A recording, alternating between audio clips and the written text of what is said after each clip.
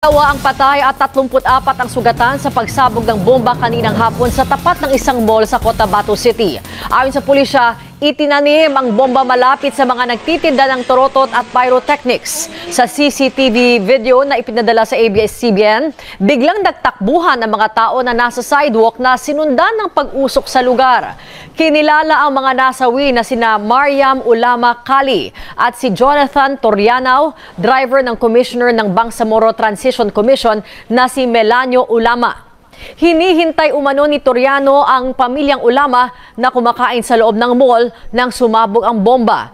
Ilang minuto matapos ang pagsabog, isa pang improvised explosive device ang natagpuan sa loob ng department store. Iniimbestigahan na kung ano ang motibo at kung sino ang responsable sa pagpapasabog. Sumuko na sa Philippine National Police ang isa sa mga sospek sa pagpapasabog sa South Seas Mall sa Cotabato City noong December 31. Subalit, tumanggi pang magbigay ng pahayag sa mga otoridad ang sospek. Ito ang balita ni Lea Ilaga. Linggo ng gabi, sumuko ang isa sa mga suspect sa pagpapasabog sa South Seas Mall sa Cotabato na ikinamatay ng 2 at ikinasugat ng 34 noong December 31. Ayon kay Police Regional Office 12 Director, Police Chief Superintendent Eliseo Rasco, si Salipudin Pasandalan ay isinuko ng mga kamag-anak nito matapos makita ang letrato sa TV na isa sa mga itinuturong suspect sa pambobomba. Ongoing yung ating investigation and this morning, ang directive ko dun sa ating SITG commander ay mapaila na ng kaso within today.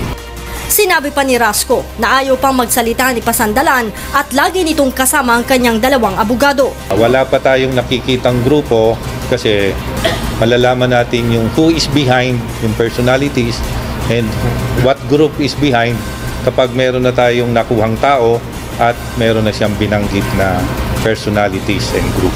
Ngunit ayon kay Rasco, matibay ang kanilang ebidensya laban kay Pasandalan base sa isinagawa nilang investigasyon sa CCTV ng South Seas Mall kung saan kita ang paglalagay nila ng bomba sa second floor ng nasabing mall. Kung makikita niyo rito sa kuha dito sa Lotto Outlet, siya yung kumo-cover dito sa bata.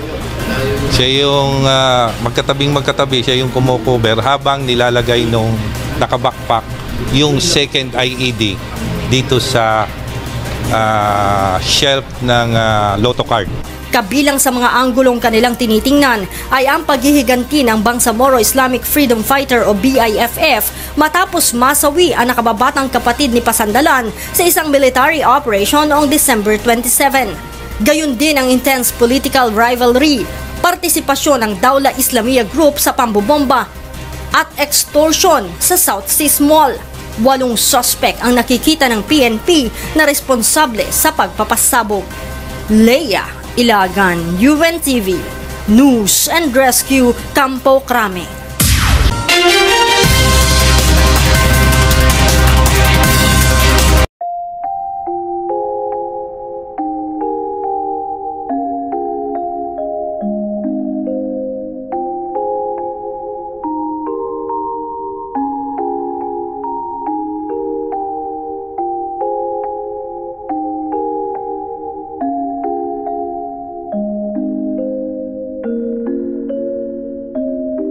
Four years ago, since the explosion of bomb was happened at Cotabato City, South Seas Mall, the expected joyful celebration of the New Year turned into a dark tragedy for our Christians and Muslims, brothers and sisters.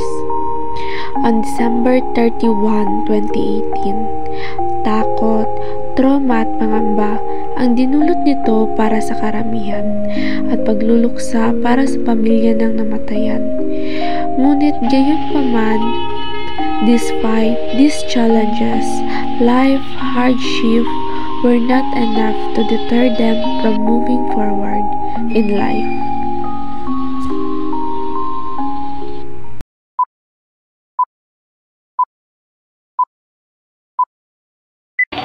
So, good day everyone. My name is Margaret Montilla. together with my partner, Bahal Salifada. So, ngayon ay narito tayo sa harap ng Southeast Mall kung saan ay naganap ang bombing noong December 21, 2018 na may dalawang nasawi at may 34 na sugatan. At ngayon ay ating patutunguhan ang panayam ng isang residente na narito mismo noong araw na sumabog ng or naganap ng bombing. At ngayon ay maririnig na nga natin ang panayam ng ating eyewitness. So, based po sa inyong pagkakaalala, ano po yung mga nangyari during nung sumabog ang bomba sa labas ng ating Southeast Mall? Sa aking pag-aalala po, that time na sumabog yung bomba dito sa Southeast is, actually may tindahan po kami po ay side of vendors. Then, that time po is, nandyan po kami talaga sa harap ng entrance and exit ng Southeast Mall. And unexpected rin po yung nangyari that time kay wala po talagang may alam nun. Then marami talaga pong tao dito na dumadaan, bumibili sa amin. Then yun po, unexpected po talaga na lahat na nangyari. Pati yung tindahan namin po, bigla na lang po parang yun po, hindi na namin alam kung saan na napunta. Okay po. So, ano po yung mga nakita nyo na naging reaksyon ng mga tao nang may biglang sumabog dito? Mga nakita kong reaction nila, syempre hindi talaga maalis yung trauma.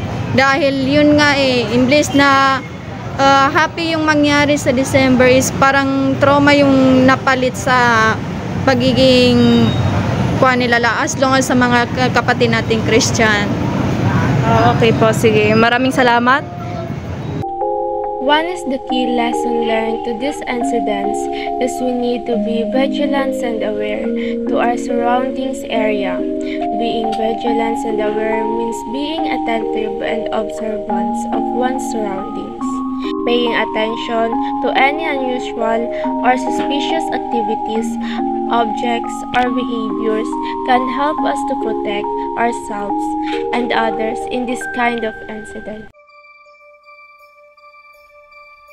Digin ng munting dinig, may naisipahati, mga pangarap ko para sa ating daigdig.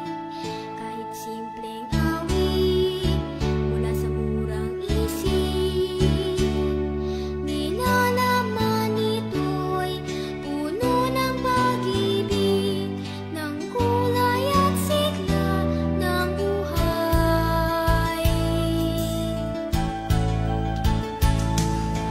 Sana tayo magmahalan,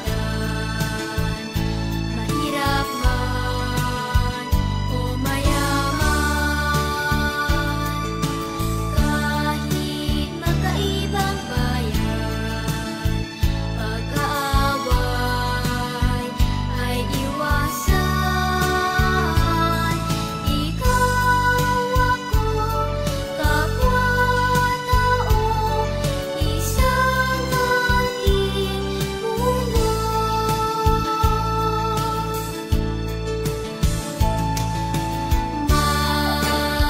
May pag-asa kung may pagmamahal. May pag-asa kung may pagmamahal.